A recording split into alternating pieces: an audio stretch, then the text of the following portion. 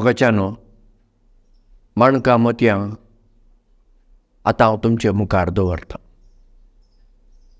सांत फ्रांसीस आशीस हें नांव तुमी आयकलां. इटलीच्या आसिसी गांवांत फ्रांसीस जल्मालो व्हड जालो देखून ताका आसिसीचो फ्रांसीस म्हणटात. ताचे विशीं एक घडीत म्हणा वा काणी आसा. ती अशी: ताचे सांगाती आसले, ताचे सांगाती सकट ते मठवासी फ्राद ते एका मठांत रावताले आनी फ्रांसीस थंय रावतालो. तो पाद्री न्हय, तो फ्राद. आनी सकाळीं तांच्या इगर्जेंत मागणें आसतालें. फ्रांसीस उठतच मठाच्या हातूंत बागेंत येतालो आनी तो थंय भोंवतालो, कित्याक ताका हीं झाडां आनी ही सुकणीं तांचो भारी मोग. एक दीस तो असो बागेंत भोंवतालो आनी मागणें करतालो.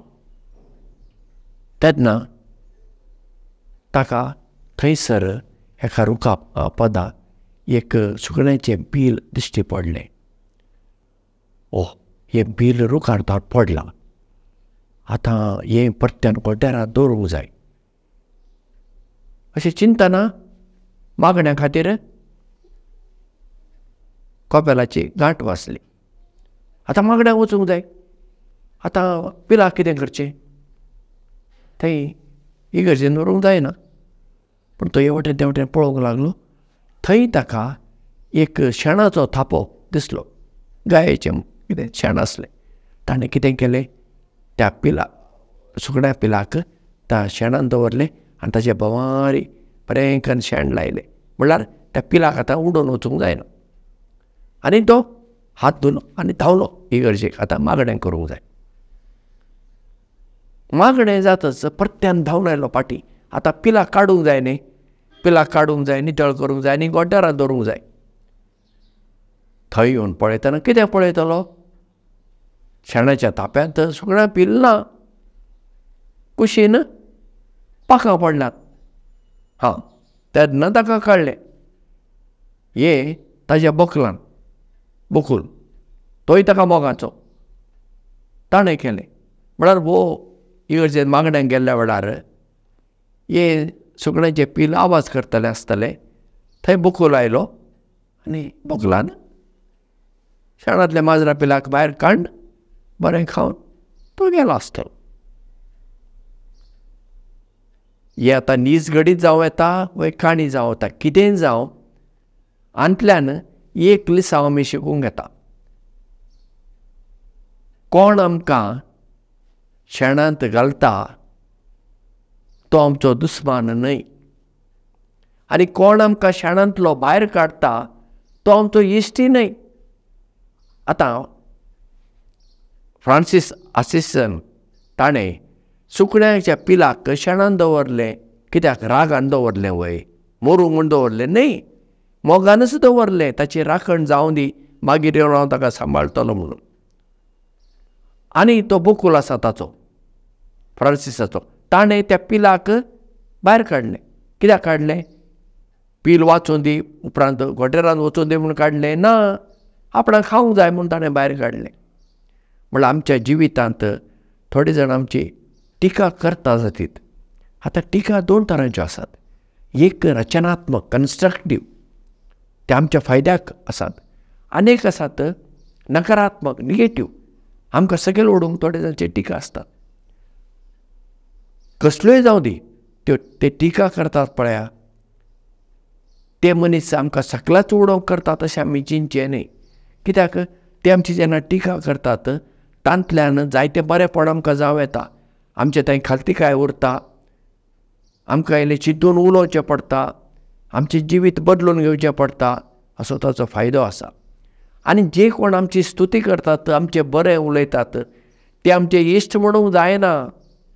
जायते फावटी लोक आमच्या तोंडार मात्र बरें उलयता, फाटल्यान आमचे विशीं नाका जाल्लेंच उलयता. देखून आमच्या तोंडार आमचें बरें उलयतले आमचे इश्ट म्हणून आमी तांकां माथ्यार घेवची गरज ना.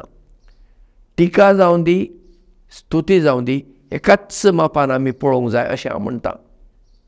कोणें जर म्हजी टिका केली, ती टिका हांवें भितर घेवची गरज ना. तूं पळय, तातूंत कितें तरी सत आसा वय, तांतल्यान हांवें कितें तरी बदलून घेवंक जाय वय, म्हजें चिंतप, म्हजें जिवीत, म्हजें उलोवणें. बरें, आनी ताका देव बरें करूं म्हूण आनी ती टिकेक वचूं दी. कोणें तरी तुजी स्तुती केली, तुजे विशीं कोणें बरें सांगलें, पूण तुवें फुगची गरज ना. ताकाय सांग, वच, म्हाका तुजी गरज ना. आमी कितें करता पळय, कोणें खरी आमची स्तुती करतच आमी पावसान ते माणके आसतात, आदी शेतांनी ते माणके दिसताले, आतां दिसनात आमकां तितले. ते फुगतात, फुगोवन फुगोवन बोबो घालतात.